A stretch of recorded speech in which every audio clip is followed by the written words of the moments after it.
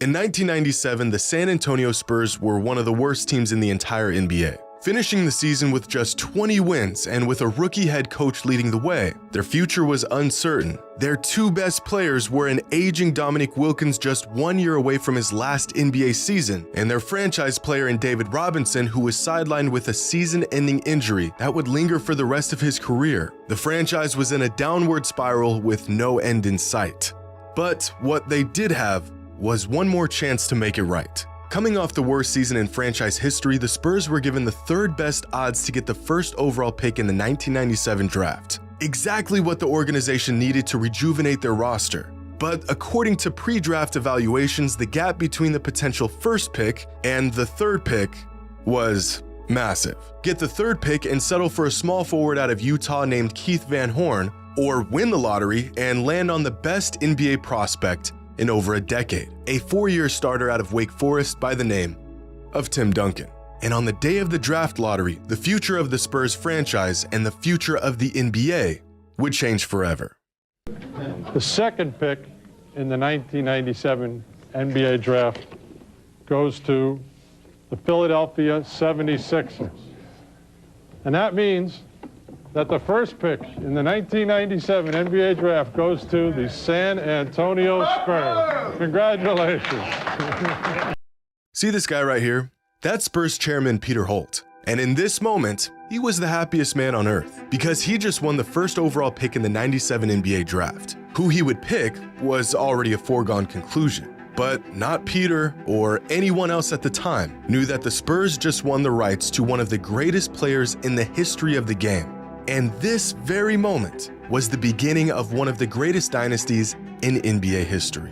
And now 26 years later, luck would have it that the Spurs have found themselves right in the middle of another historic night once again, because they now have the rights to the #1 overall pick in the 2023 NBA draft. And the prospect they plan on picking up is claimed to be bigger and better than anything we have ever seen. As we get closer to draft day, the hype surrounding Victor Wembanyama is growing by the minute. Experts and analysts claiming he's the greatest prospect in the history of the sport. Some even claiming he's the best prospect of any sport ever. The franchise that gets him believed to have hit the basketball jackpot that will set them up for 2 decades of success and championships.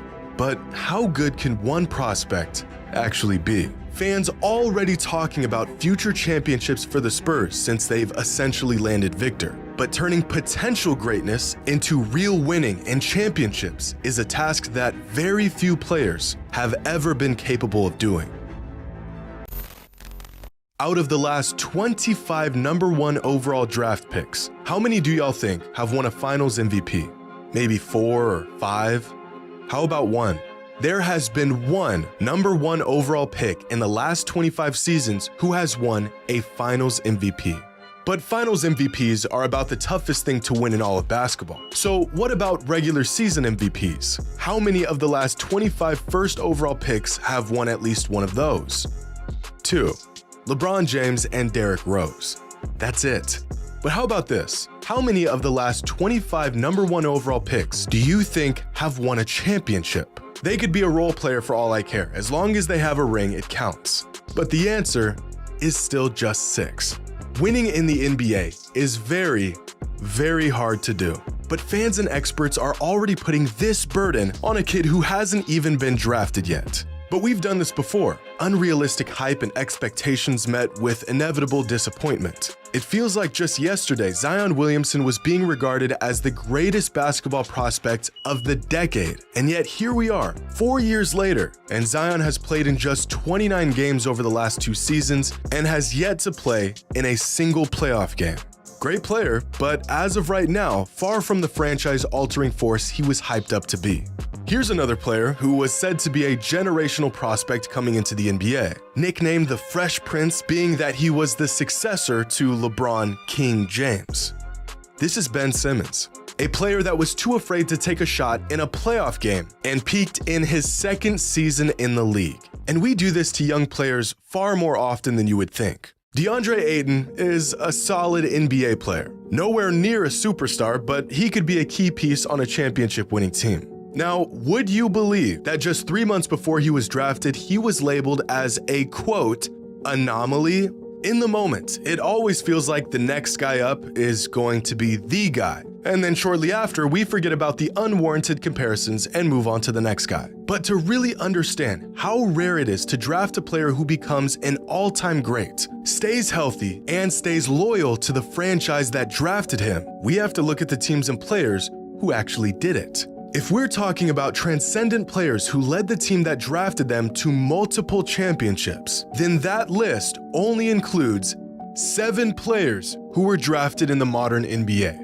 Over 3,000 players drafted since 1980, and 7 of them went on to be a loyal, franchise-altering talent. These players right here are icons, legends in their franchise and to the game, and they only come around about once in a decade. Now, if Victor is as good as advertised, he could be added to this list one day, but the path to get there is long and riddled with players who fell short. But in the NBA, even the stars, superstars, and once-in-a-generation talents struggle to win the ultimate prize. Luka Doncic has been a phenom since he entered the NBA, so far exceeding all pre-draft expectations. And yet 5 seasons into his NBA journey, and he has yet to see the finals, and even missed the playoffs in this last season.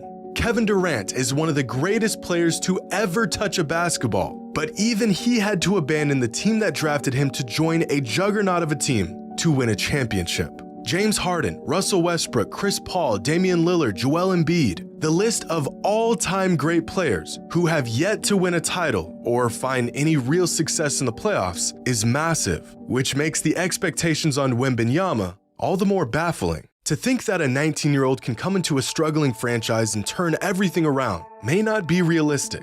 And even worse, it may not even be fair to the young man. Ironically, the best turnaround directly caused by a rookie in modern NBA history was by Tim Duncan. After the Spurs drafted Duncan, their win total jumped from 20 wins in 1997 to 56 wins in 1998. A 36-win jump in Timmy's first season with the team and a championship in his second season. This is by far the greatest leap a team has ever seen simply by adding a rookie to their roster. Larry Bird was another immediate franchise-altering player for the Celtics, but that was nearly half a century ago. LeBron couldn't do it, KD couldn't do it, Steph and Michael took years to pull it off, and yet somehow we don't just want, but we expect this 19-year-old kid to do it.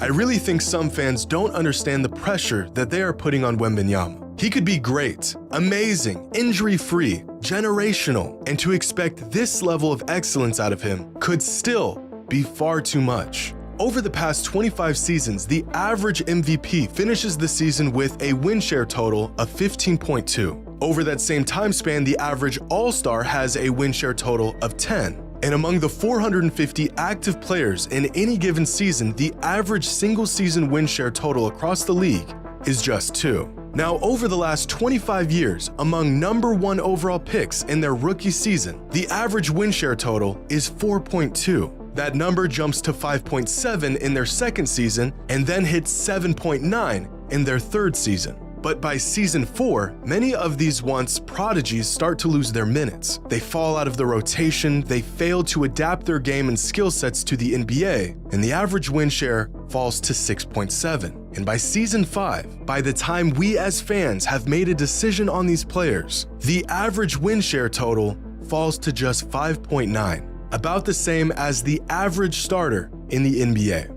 This is the career of an average number 1 overall pick in the NBA. We see number 1 overall players as the guys who went on to have great careers, guys like Kyrie and Anthony Davis and LeBron. But we forget that far more often, these number 1 overall picks pan out to be players like Markelle Fultz, Andrea Bargnani, and Kwame Brown. But even for the groundbreaking prospects who are league ready the day they put on an NBA jersey, the result is still rarely a championship or real hardware or impact. Over the last 25 years, the players who had the largest impact in their rookie season were Chris Paul, Ben Simmons, and Blake Griffin, followed by the 12 next best rookies of the last 25 seasons. You are looking at the greatest rookie seasons of this century, and yet only half of them were even the best player on their team by the end of their first season in the league. But I want y'all to take a guess at how many of these players even made the playoffs in their rookie season. Got your answer? 2. which means out of the 15 best rookies who've entered the league over the last 25 seasons, not a single one of them led their team to the playoffs. And among these same 15 rookie sensations, by their third season in the league, only 4 of them managed to lead their team to the playoffs as the best player on the team. It is very hard to win in the NBA, but like some sort of gambling addict, us NBA fans like to count the wins while ignoring the losses. Somehow the countless misses we've had are outweighed by the 1 or 2 we got right. Is Victor Wembanyama the most hyped NBA prospect of all time? Well, I'm not sure. Some experts that have been around a lot longer than I have would like to say so. But if my memory serves me right, I can recall a 17-year-old LeBron James drawing so much attention that he managed to have an Ohio high school basketball game featured on national television. Long before social media, the likes of LeBron James, Patrick Ewing, and Kareem Abdul-Jabbar were all household names before they even put on an NBA jersey. I don't know if Wembanyama is at that level of hype at the moment, but he's getting there.